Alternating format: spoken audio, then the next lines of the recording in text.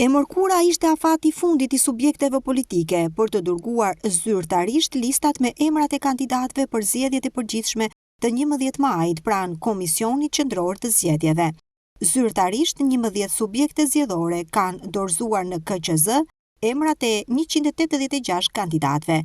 Partia Socialiste do të garojë për qarkun Durrës, ku në listën e mbyllur janë 5 emra, e cila kryesohet nga Klodiana Spaiu, më pas Milva Ikonomi, Loer Kume, Skënder Pashaj, Aurora Mara. Ndërsa në listën e hapur janë emrat e Ani Dyrmishi, Arkend Balla, Etleva Budini, Albana Xhelili, Edvin Pereçe, Etleva Hoxha, Edmond Rushi, Erion Meke, Jona Osmani, Erion Gjili, Indrit Gjoka, Dorian Laçi, Gentian Hila, Ilir Ndraxhi.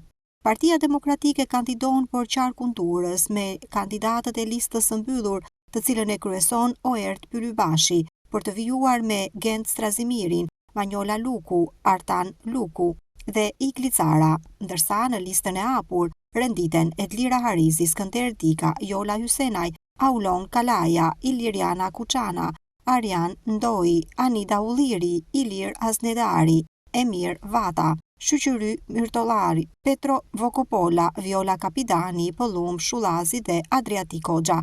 Kujtojmë se 53 subjekte politike janë regjistruar në total për zgjedhjet parlamentare të Shqipërisë që do të mbahen më 11 maj.